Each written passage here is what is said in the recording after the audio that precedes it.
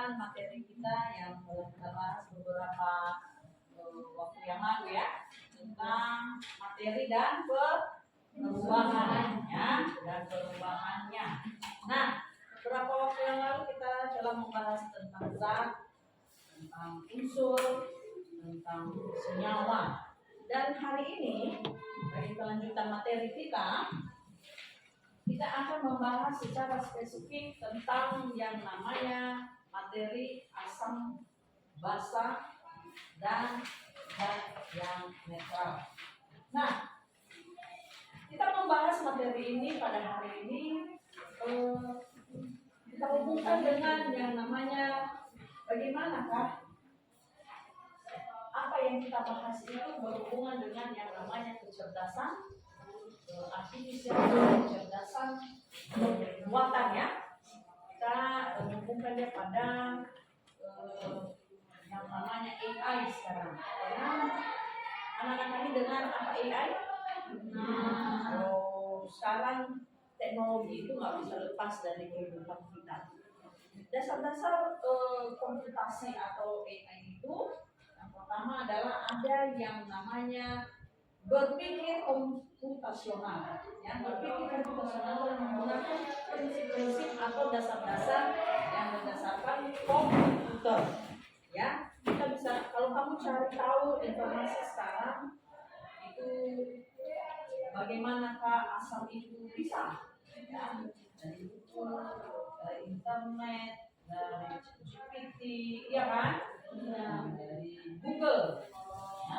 Semuanya bisa tampang di sana. Hanya penggunaannya kita harus tahu. Nah, kenapa kita menghubungkan antara materi asam basa dengan komputasional? Yang pertama adalah bahwa ternyata berpikir komputasional itu ada 4 yang harus kita tahu. Yang pertama adalah ada yang namanya bagaimana kita berpikir secara komputasional itu ada yang namanya dekomposisi. Ya, dekomposisi itu bagaimana masalah yang besar ya akan semakin kita urai semakin kecil, bukan masalah kecil semakin besar. Ya, karena kita memakai yang namanya logika. Yang kedua adalah ada yang namanya pengenalan pola. Ya, pengenalan pola. Kemudian ada yang apa pengenalan pola, yaitu kita tahu masalahnya. Oh, ternyata ini masalahnya begini ya. Kemudian bagaimanakah kita mengambil solusi atau mengambil jalan kedua. Yang ketiga adalah apa? Abstraksi. Abstraksi itu adalah merupakan gambaran dari masalah yang ada, sehingga dengan kita tahu gambarannya maka kita bisa apa? Kita bisa tahu bagaimana memecahkan masalah itu kalau kita tahu gambarannya. Yang berikutnya adalah algoritma. Algoritma ini kita sering mendengarnya pada matematika ya. Artinya ada rencana urutan kegiatan yang akan kita lakukan.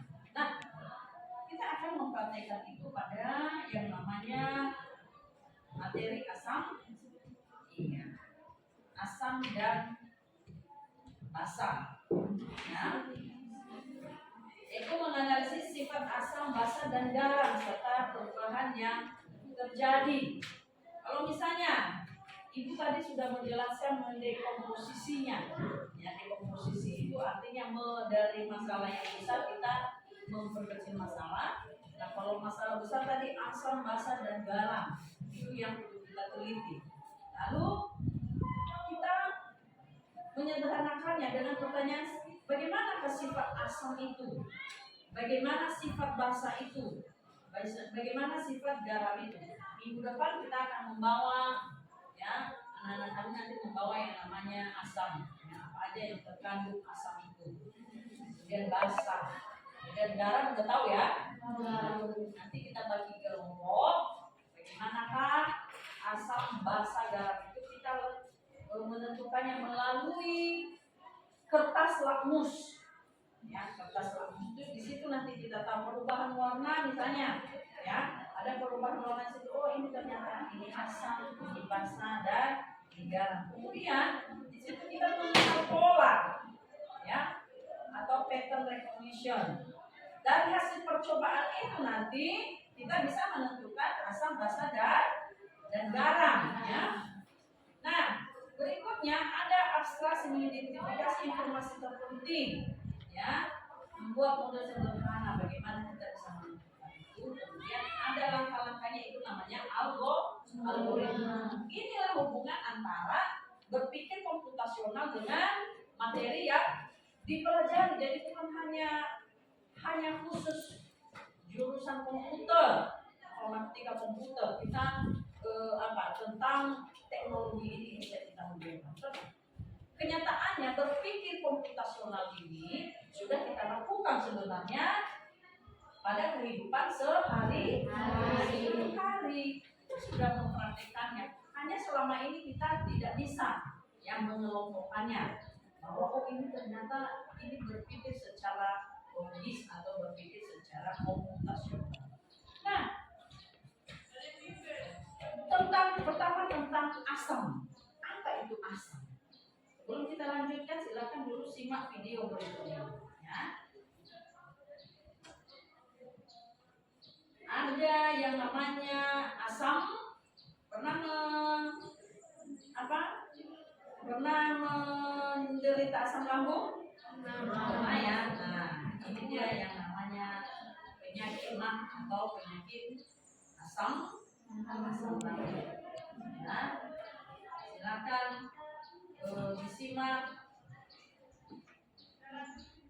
video berikut. Kini, kamu Inggris sudah memiliki kelas online loh. Kamu bisa membawa file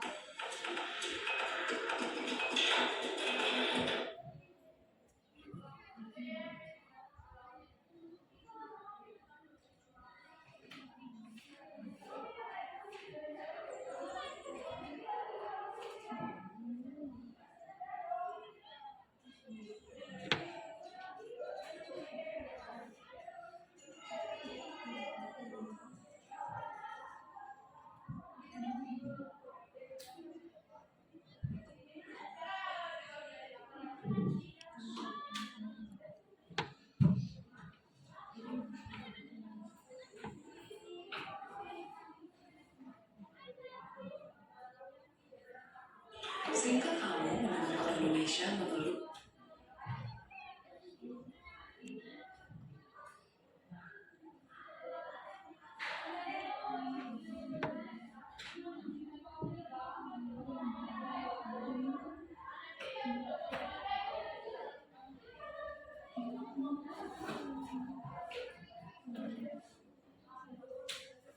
Gangguan yang paling sering dialami orang dewasa, bahkan situs kesehatan Heartland, populasi orang dewasa akan mengalami masalah asam lambung dalam hidupnya. Selain itu, menurut data dari Departemen Kesehatan, angka persentase dari kejadian penyakit asam lambung atau biasa disebut gastritis di Indonesia mencapai 40,8%.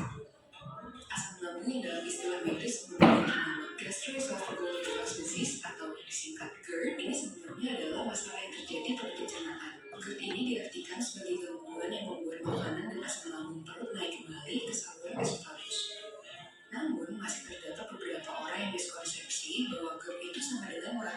Kenyataannya, GERD dan MAH itu merupakan dua hal yang berbeda, meskipun gejala yang dirasakan serupa. MAH secara medis dikenal dengan istilah gastritis, yang merupakan peradangan, iritasi, atau erosi yang terjadi pada lapisan lambung karena adanya bakteri atau luka pada tulang lambung. Sedangkan GERD terjadi karena asam lambung dengan derajat keasaman yang tinggi yang naik ke saluran esofagus atau bisa disebut kerongkongan. Pada proses pencernaan normal, bagian bawah esofagus yang merupakan atau disebut lower esophageal sphincter atau LES terbuka ketika kamu menelan sesuatu menuju perut.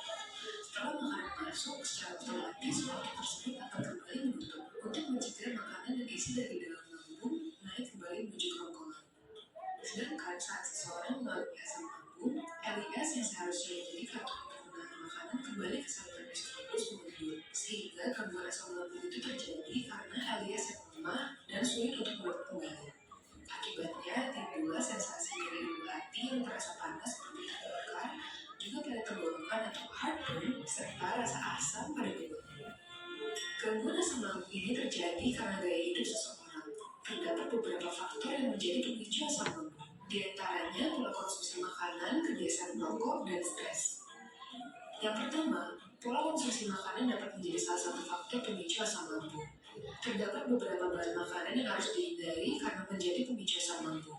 Di antaranya makanan yang terlalu asam, pedas, berlemak, gorengan, daun mint, coklat, minuman alkohol, serta minuman berkafein seperti teh dan kopi.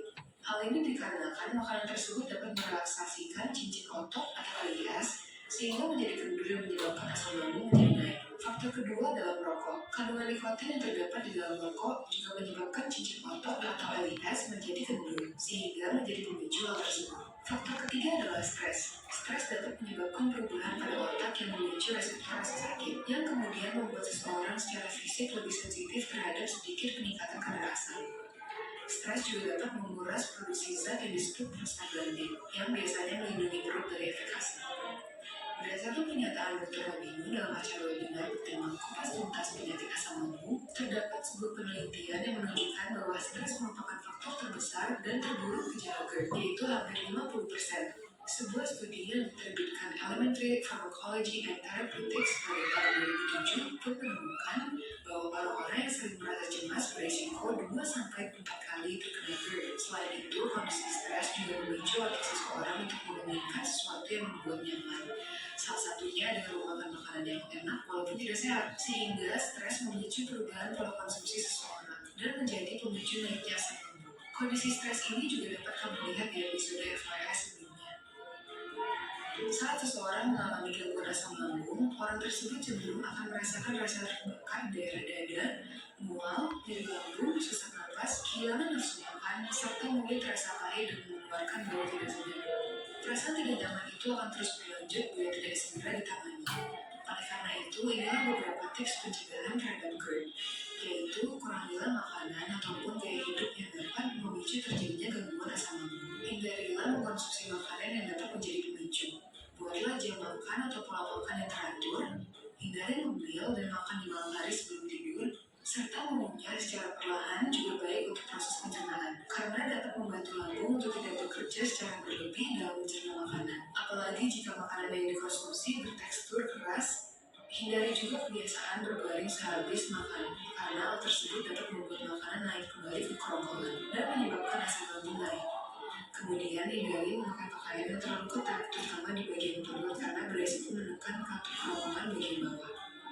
GERD adalah penyakit yang bisa dikontrol dengan obat-obatan sendiri dan tidak mengancam jiwa. Tetapi, GERD jangka panjang dapat menyebabkan kondisi kesehatan yang lebih serius apabila obat tidak membantu sebagai penggunaan jangka panjang. Maka dalam beberapa kasus, tindakan pembedahan akan direkomendasikan. Yuk jadi generasi yang sehat dengan pola hidup yang sehat.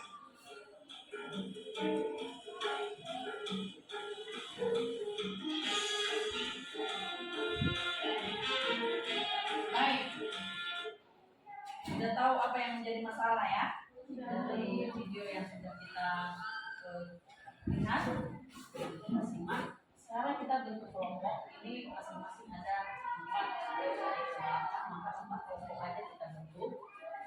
Kita akan membahas bagaimanakah kita menyelesaikan ya masalah yang telah kita saksikan ini. Silakan bentuk kelompok. Ya, silakan.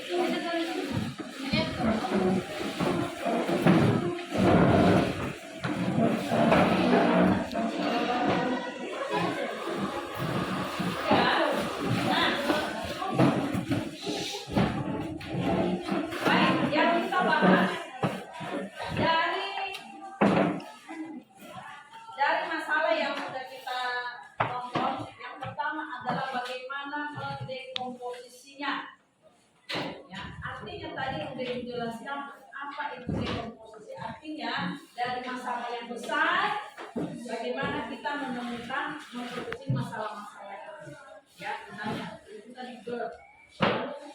Sebenarnya penyebab awal-awal masalah itu apa? Ya, itu yang pertama. Ya, itu si kelompok akan menulis itu. Yang kedua adalah bagaimana yang namanya menemukan pola. Ya, menemukan pola gejala penyakitnya. Nah, nanti dimulai di situ. Ya. Yang ketiga adalah gambarannya, bagaimana gambaran yang namanya asam lambung itu. Ya, bisa digambarkan ya karena sudah dinomor tadi. Ya, abstraknya ada 4 nanti ya. Kemudian yang terakhir apa yang terakhir lalu?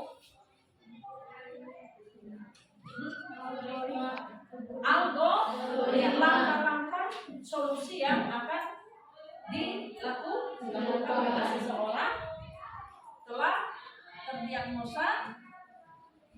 Sebenarnya semuanya tadi sudah ada di sini ya. Hanya kita menyusun ini, yaitu posisi, menemukan pola abstrak dan algoritmanya, langkah-langkah pencegahannya apa yang dilakukan. Jelas semuanya? Ada pertanyaan? Baik, silakan dituliskan apa yang menjadi jawaban dari 4 yang namanya berpikir komputasi. Silakan.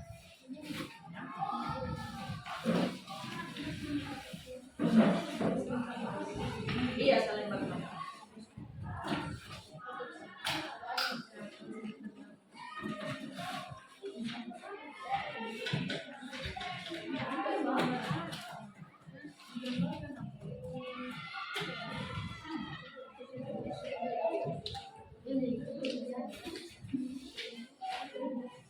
Apa ini? Sedang dekomposisi itu tadi bagaimana masalah yang besar bisa kita pecahkan menjadi masalah-masalah yang kecil. Ya, kan masalah besarnya apa? Sakit mah atau GERD ya kan? Lalu masalah-masalah kecilnya apa di situ? Mungkin apa? Nyeri tadi ya? Nyeri. Kemudian apa tadi lagi? Rasa mual ya, itu masalah-masalah kecilnya. Itu ya pertama. Lalu menentukan pola bagaimana sebenarnya gejala-gejalanya, polanya bagaimana? Pertama, mungkin nggak enakan gitu ya, enakan perutnya ketika selesai makan. Yang namanya apa makanan tadi yang disebutkan itu? Iya kan beberapa ya, pedas, apa tadi? Kita temukan pola di situ. Abstraknya, gambarannya ya bagaimana sih yang namanya perih itu? Oh pastinya tidak nyaman.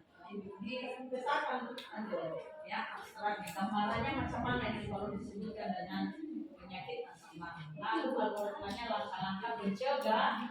Terus semua tadi sudah digambarkan. Baik silakan. 5 menit. Ya setiap kelompok bisa. Jika benar ada jawaban semua tadi kalau baik,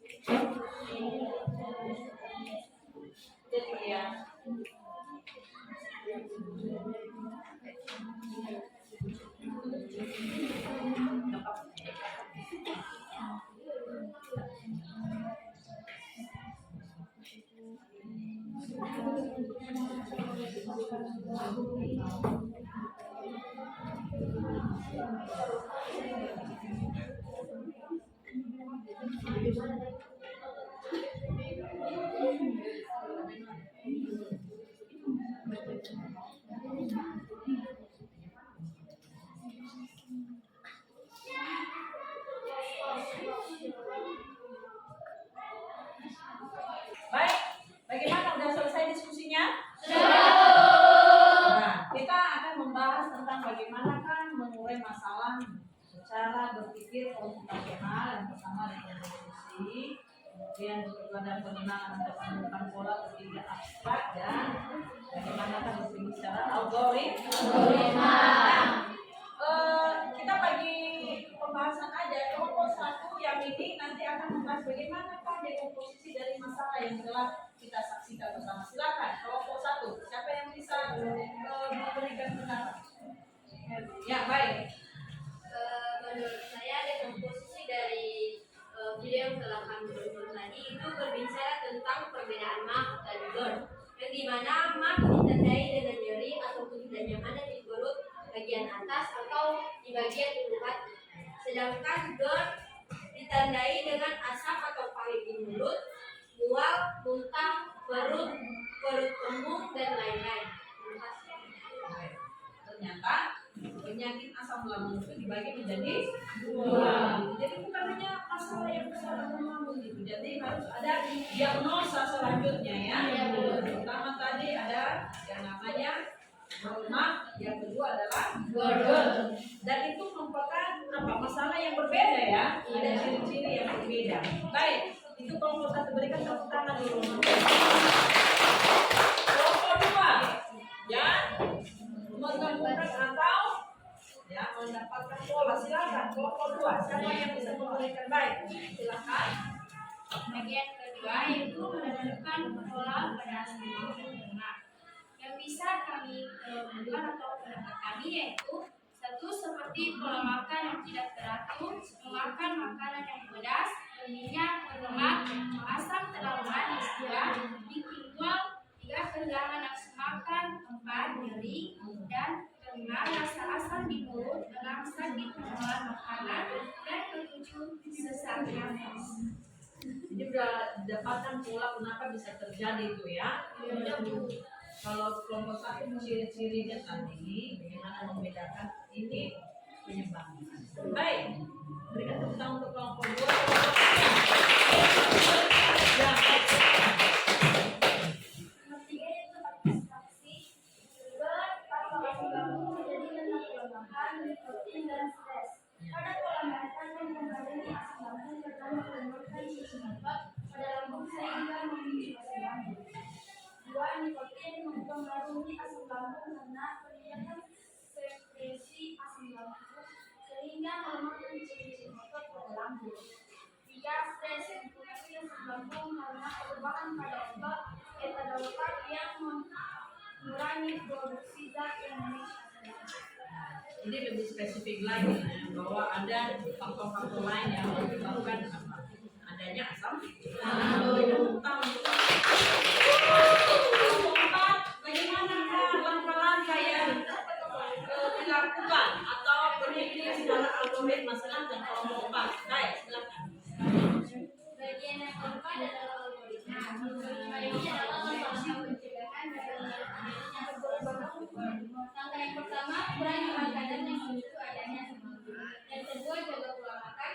Yang ketiga, hindari menerima matahari. Yang keempat, hindari kebiasaan berbaring setelah makan. Yang kelima, hindari memakai pakaian yang ketat apalagi berbalut balut. Dan yang keenam, mengunyah makanan yang perlahan atau makanan.